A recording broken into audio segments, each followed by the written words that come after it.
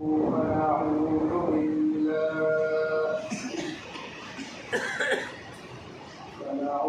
بالله من شرور أنفسنا من يهده الله فلا مضل له ومن يضلله فلا هادي له ونشهد أن لا إله إلا الله وحده لا شريك له ونشهد أن محمدا عبده ورسوله الذي أرسله بالحق بشيرا ونذيرا وداعيا إلى الله بإذنه وسراجا منيرا أعوذ بالله من الشيطان الرجيم بسم الله الرحمن الرحيم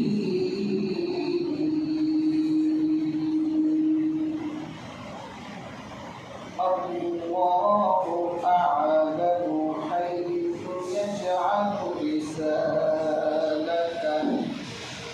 إن الله وملائكته يصلون على النبي يا أيها الذين آمنوا صلوا عليه وسلموا تسليما اللهم صل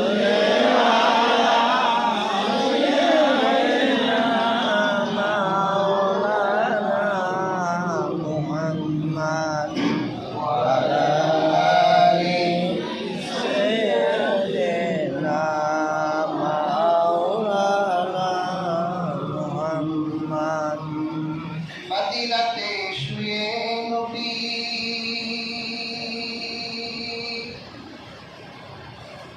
মতের দরুদ শুনতে পান কেমনে যাব মদিনাতে সে পথ মোদের বলে দেন আল্লাহুম্মা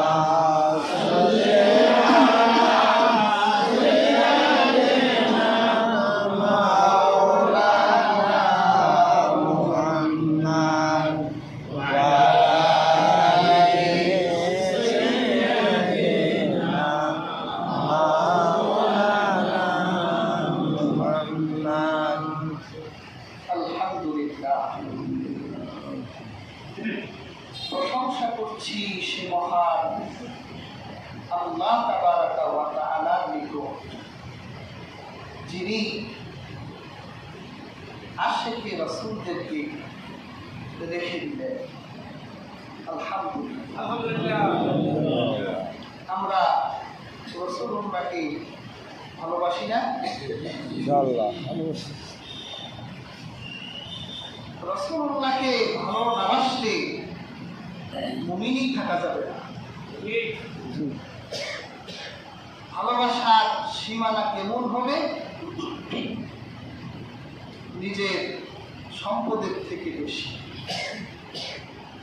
নিজের বাবা মা থেকে বেশি, নিজের সন্তান থেকে বেশি, এমনকি নিজের জীবনের থেকেও বেশি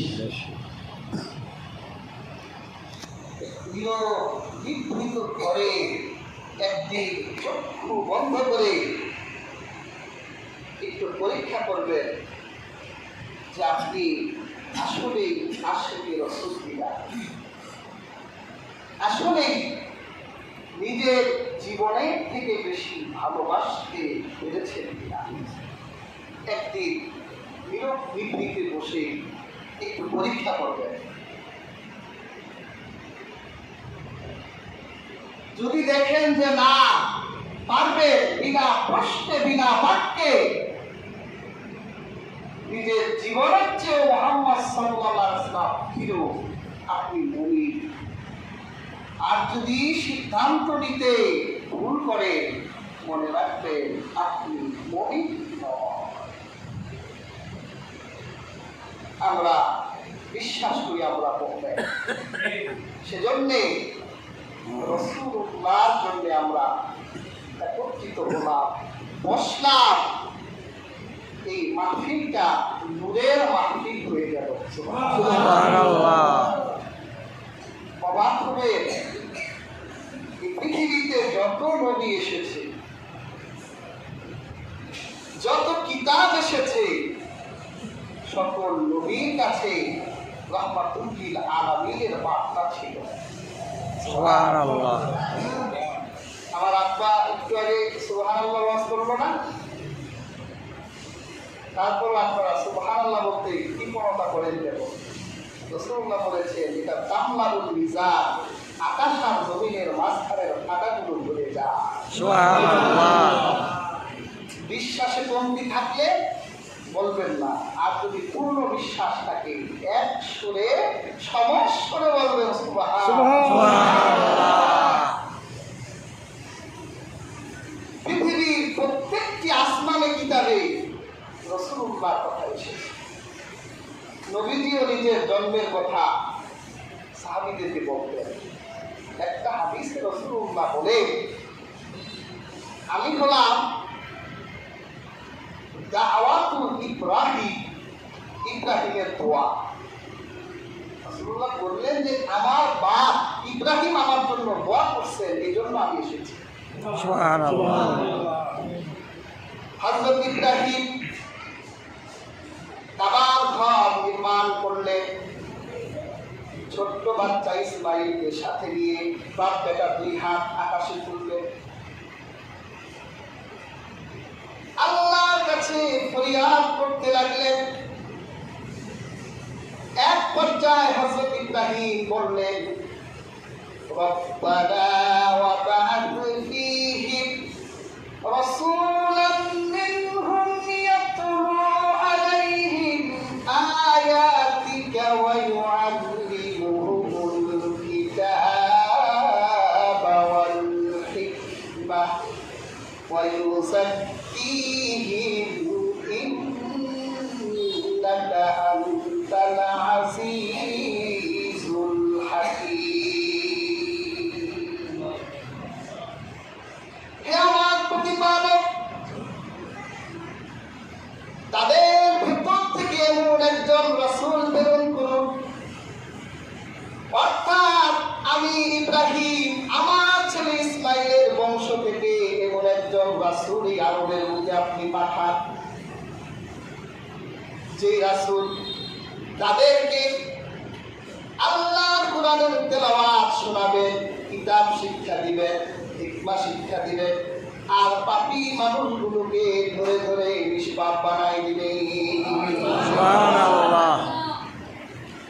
রাসূলুল্লাহ বলে, আমার বাবা ইব্রাহিম দোয়া করেছেন, আমি ইব্রাহিমের দোয়ার কষ্ট। এজন্য হুজুরদের কাছে দোয়া চাইবেন, আল্লাহ যেন একটা নেককার সন্তান দেয়। আল্লাহ হাবিব বলেন, বিশারত ঈসা, আমার ভাই হযরত ঈসা আমার দুনিয়ায় আসার সুসংবাদ দিয়েছে। হযরত ঈসা একদিন বনী ইসরাঈলদেরকে ডেকে বললেন, ইয়া বনী ইসরাঈল ইন্নী রাসূলুল্লাহ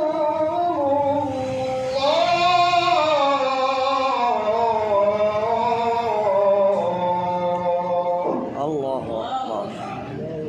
মুসাদ্দিকান লিমা বাইনা ইয়াদাইয়া মিনাত তাওরাত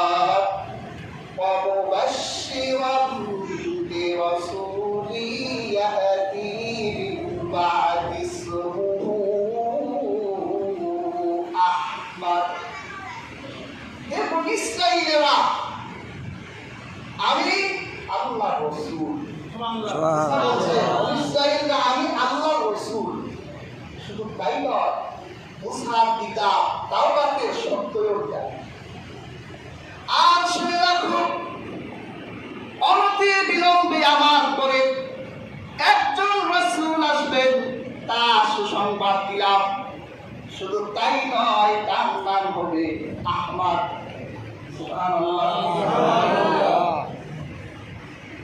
আল্লাহর হাবিব বলেন, ওয়ারুকিয়া উম্মি, আর আমার মা আমাকে স্বপ্ন দেখেছে। জন্মের আগেই স্বপ্ন দেখেছে। আমি বিগত জুমায় আলোচনা করেছি, সে আলোচনা টানব না।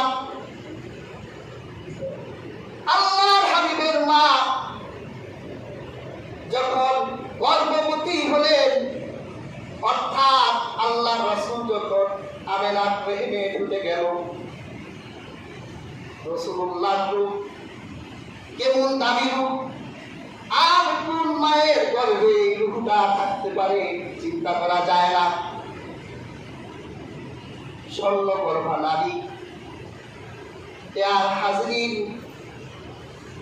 মা আমেনা বলে, আমার গর্ভে যখন মুহাম্মদ সাল্লাল্লাহু আলাইহি সাল্লাম এসে গেল, তখন থেকে আমি রাসূলুল্লাহর বরকত পেতে লাগলাম। আমার নবী যে বরকতের নবী, আমার নবী যে রহমতের নবী, তার মাই সবার আগে টের পেয়ে গেল। যখন রাসূলুল্লাহ মায়ের রেহেমে গেলেন, ইতিহাস গ্রন্থ সাক্ষী, মা আমেনা বলেন, তখন আমি আমার প্রত্যেকটি নিঃশ্বাস আর প্রশ্বাসের মেশকের ঘ্রাণ পেতাম। আর আমি আপনি যখন আমার মায়ের গর্ভে ছিলাম, আমার মা প্রত্যেক নিঃশ্বাস প্রশ্বাসে বমির গন্ধ পেত। ঘুমাইতে পারত না। আর রাসূলুল্লাহর মা বলেন, আমি তো প্রসব করার আগ পর্যন্ত টেরই পাই নাই যে আমার পেটে মুহাম্মদ আমিন আছে। প্রিয় হাজিরিন, আল্লাহর হাবিবের মা বলেন, আমি যদি আমার মুখে থুথু ফেলতাম, তাহলে দেখতাম আমার থুথু থেকে মিশকের ঘ্রাণ বের হয়ে চারদিকে প্রবাহিত হচ্ছে। সুবহানাল্লাহ। আর আমি যখন রাস্তা দিয়ে হেঁটে যেতাম, তখন আরবের নারীরা, ছোট ছোট বাচ্চারা রাস্তায় দাঁড়িয়ে থাকতো আমার শরীর থেকে মিশকের ঘ্রাণ নেবার জন্যে।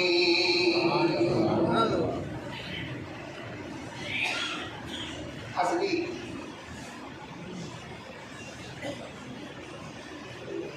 6 মাস যখন রাসূলুল্লাহ মায়ের গর্ভে আব্দুল্লাহ ইন্তেকাল করলেন, শরীর থেকে মিশকের ঘ্রাণ, আরবের মানুষ বিচার দিল আব্দুল মুত্তালিবের কাছে, আপনার বৌমা বিধবা। বিধবা নারী তো সাজুকাজু করতে পারে না, সে তো সুগন্ধি লাগাতে পারে না, তার জন্য বৈধ নয়। কিন্তু আপনার পুত্রবধূ রাস্তা দিয়ে হেঁটে গেলে এমন সুঘ্রাণ লাগায়, আরবের মানুষ কোনোদিন এত মিষ্টি সুঘ্রাণ অনুভব করে না। আব্দুল মুত্তালিব, ঠিক আছে, আমি বাসায় যাই, আমি বৌমাকে বলবো। আব্দুল মুত্তালিব তার বউকে বলছে যে, আব্দুল্লাহর বউ রাস্তাটা হেঁটে গেলে দেশকের গ্রাম পায় মানুষ, আমাকে বিচার দিয়েছে, মেয়েটা পেটে বাচ্চা, স্বামীটা মারা গেছে, কিছু বললেও তো ব্যথা পাবে। আব্দুল মুত্তালিবের বউ বলে, শুধু কি তাই নাকি, আমেনা যখন গোসলখানা থেকে বের হয়, আমি যখন গোসলখানায় ঢুকি, তখন আমার কাছে মনে হয় যেন গোসলখানার ভিতরে কে যেন মেশক মেখে রেখেছে। পুরো গোসলখানাটা সুগন্ধিময় হয়ে যায়। চলো দুইজনে একসাথে স্বাধীনভাবে বউকে জিজ্ঞাসা করি। আমরাকে ডাকা হলো, বলল মা তুমি একটা মক্কার বিধবা নারী, আমাদের আরব দেওয়ায় যে বিধবা নারী সুগন্ধি লাগাতে পারে না, সাজুগাজু করতে পারে না, কিন্তু তুমি সুগন্ধি লাগাও। আরবের মানুষ বিচার দেয়, মা তুমি সুগন্ধি কোথা থেকে পাও?